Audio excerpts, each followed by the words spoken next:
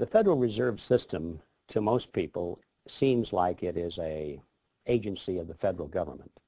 That's what I thought it was when I first started to research this topic. But it turns out that it's nothing of the kind.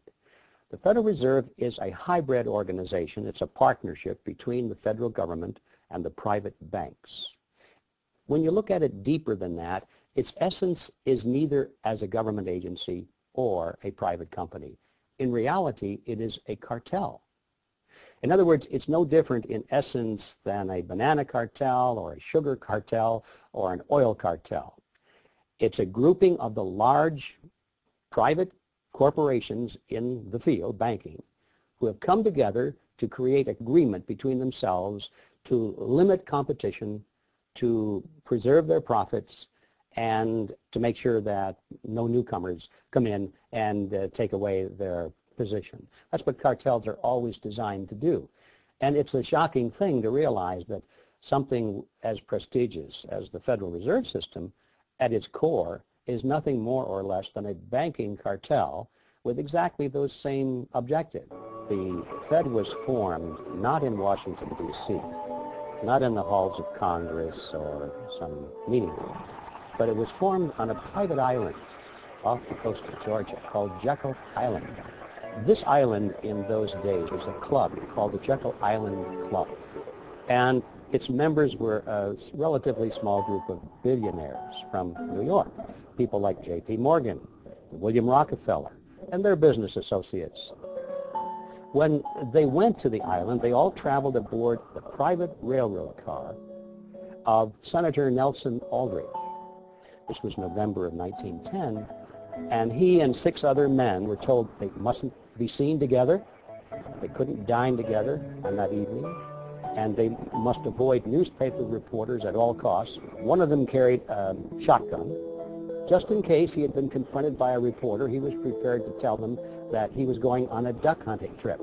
When they got on board this railroad car, they were told not to address each other by last names, first names only. And 2 of them even went further, and they adopted code names.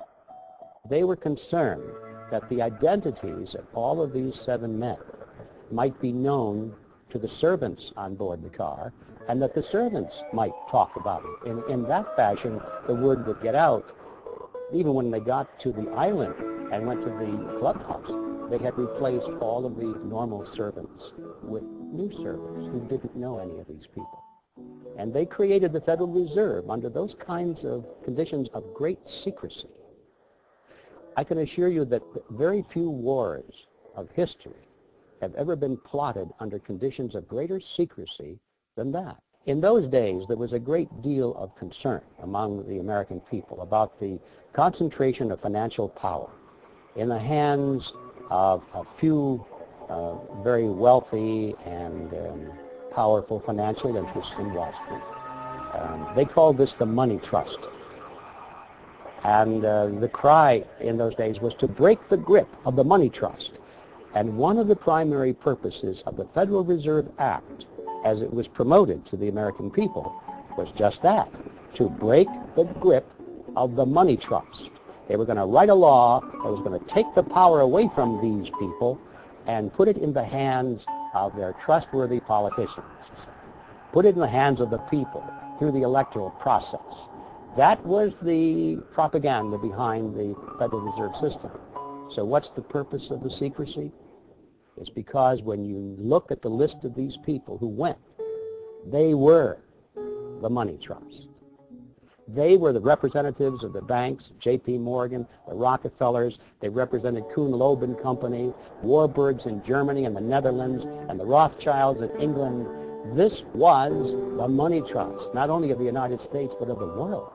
Had that fact been known, who these people were that were drafting the Federal Reserve System, the trick would have been exposed, and the public never would have adopted the Federal Reserve Act as, in fact, they did.